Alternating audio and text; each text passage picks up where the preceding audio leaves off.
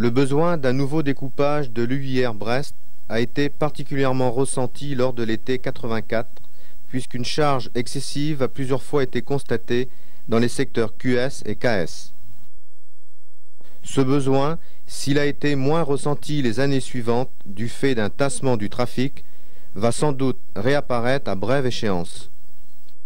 Un groupe de travail a été constitué localement avec pour mandat d'étudier différentes organisations de l'espace. Ce groupe est formé de messieurs Barguin, Brigaud, Laurendin, Legac, Laureau, Malicorne, Marquand, Régnier, Trottel et Vignon. Il a étudié sans a priori des organisations basées soit sur des découpages géographiques, soit verticaux, soit mixtes. Il a par exemple étudié ces projets de découpage géographique qui n'ont pas été retenus, car semblant présenter plus d'inconvénients que d'avantages. L'hypothèse du découpage mixte présentait au départ un risque, compte tenu de l'échec du découpage NS-NU et de la réticence des contrôleurs à le pratiquer.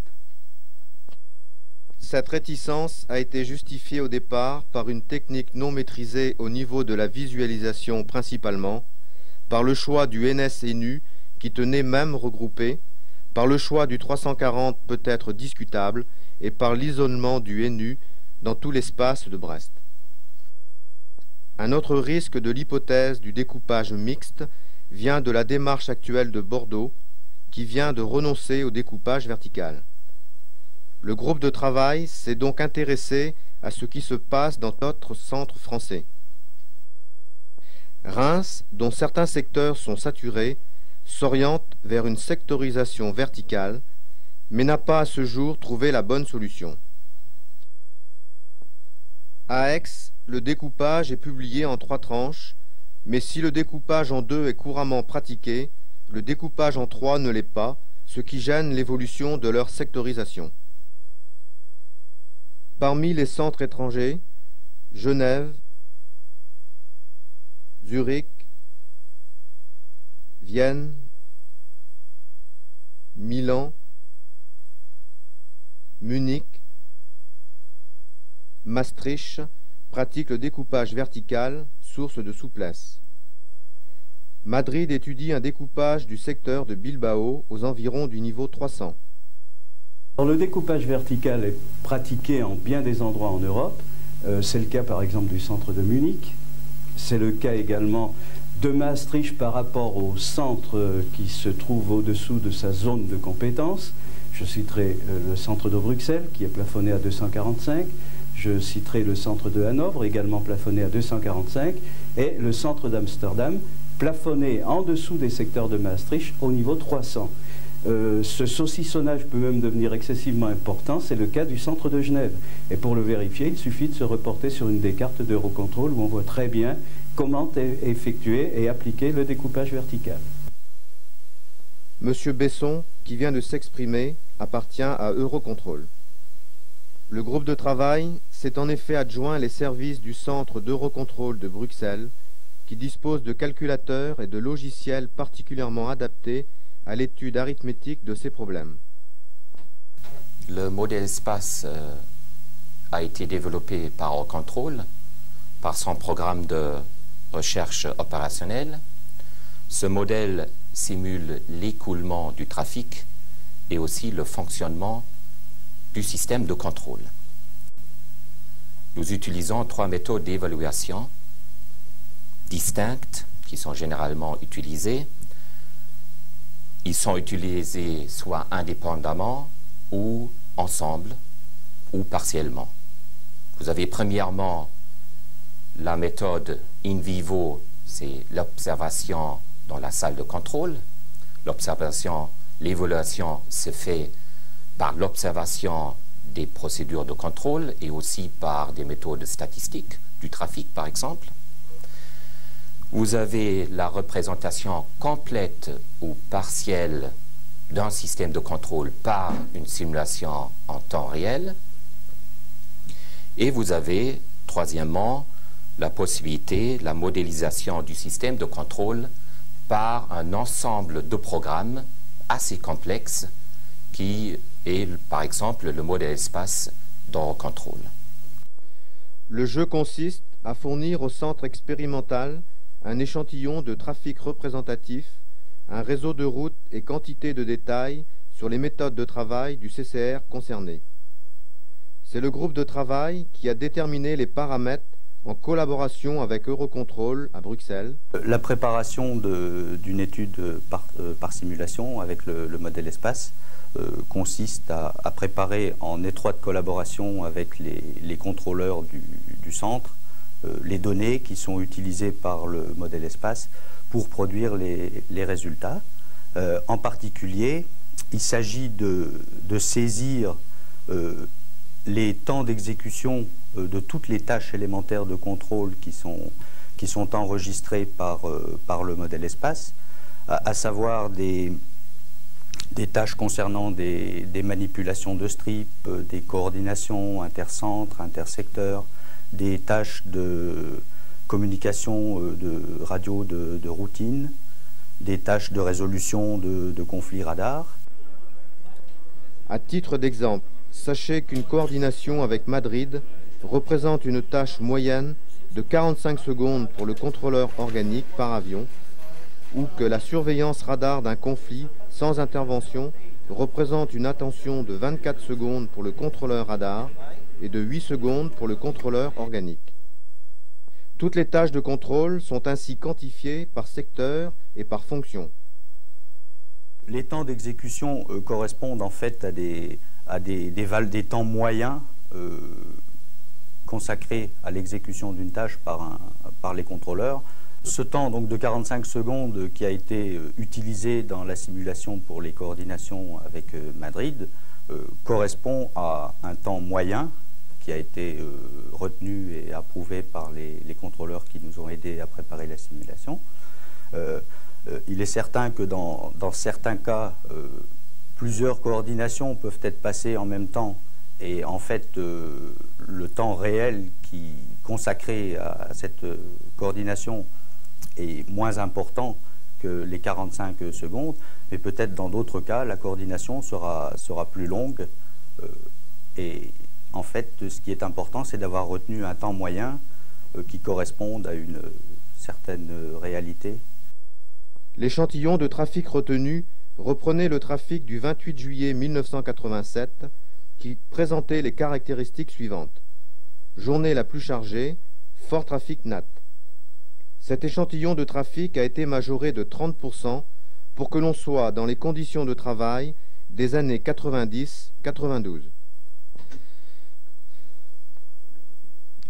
Le calculateur connaît donc le trafic et nos méthodes de travail. Il reste à lui fournir les différentes organisations envisageables et d'en observer les conséquences. On a fourni au calculateur l'organisation R, dite de référence. C'est l'organisation actuelle.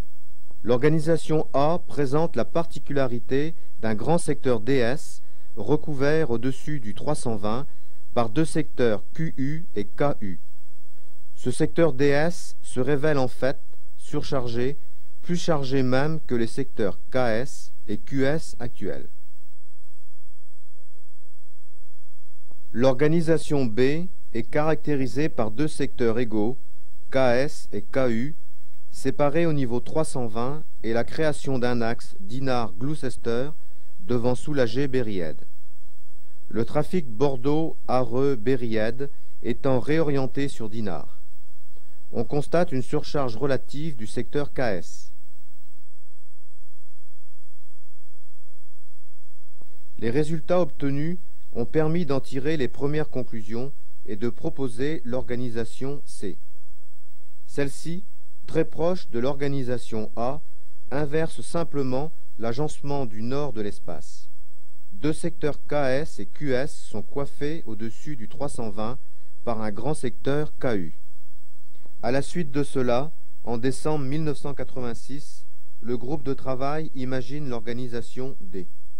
Elle se caractérise par deux secteurs superposés, KS et KU, séparés au niveau 320, un petit secteur QS et un AS agrandi et une continuité nord-sud du découpage vertical.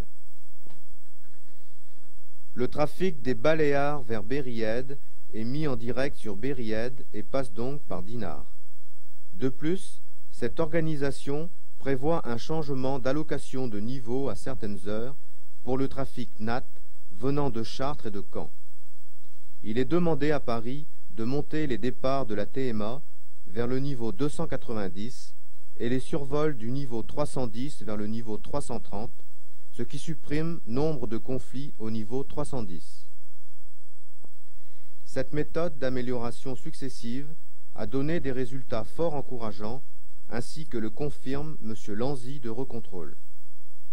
En ce qui concerne les résultats qu'on a obtenus avec l'organisation D, on a pu constater que sans augmenter la quantité de travail total pour l'UIR Brest, on a observé un équilibre entre les secteurs de contrôle qui était assez remarquable et qui se situait dans une fourchette variant de -7 à +9% par rapport à la moyenne secteur. Et c'est assez remarquable pour être souligné. Nous allons maintenant vous présenter les résultats comparés les plus représentatifs. Rappelez-vous que l'organisation R est la situation actuelle et que l'organisation D correspond à un découpage à 320 des secteurs KS-KU et NS-NU, à une utilisation des niveaux 290 et 330 par les NAT et à un petit secteur QS. Ce tableau indique que l'organisation D présente le plus petit maximum et le plus grand minimum en termes de nombre d'avions.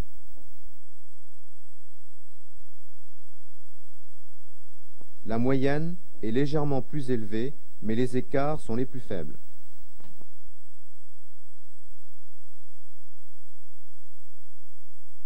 Sur ce tableau apparaissent les pénalisations par allongement de route. L'organisation D n'est pas la meilleure, mais de toute façon le résultat est excellent par rapport à d'autres centres. Ceci est surtout dû à l'adaptation du réseau PDR au trafic.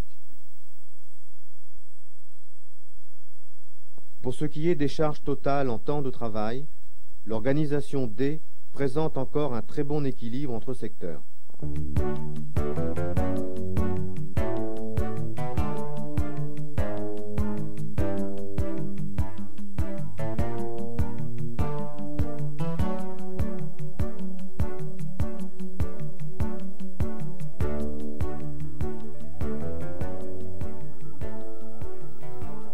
Le même équilibre se retrouve au niveau des charges de travail des contrôleurs radars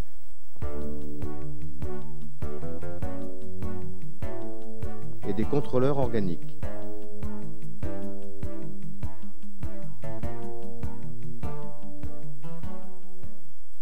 Revoyons les charges totales en temps de travail sous forme de graphe.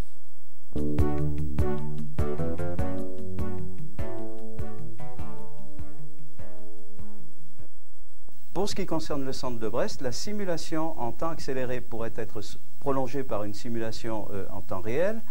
Et c'est dans cette simulation en temps réel que serait vérifiée la possibilité d'appliquer la sectorisation verticale sans pour autant introduire des charges excessives de contrôle pour les contrôleurs. Le modèle espace est de plus en plus utilisé pour une raison très simple, c'est que les résultats obtenus jusqu'à présent ont été suffisamment crédibles pour que de nombreux États deviennent de nouveaux clients du modèle espace. Alors pendant très longtemps, il a été utilisé surtout par la France, et maintenant on voit des États comme l'Allemagne ou comme le Royaume-Uni devenir des clients fidèles de cet instrument.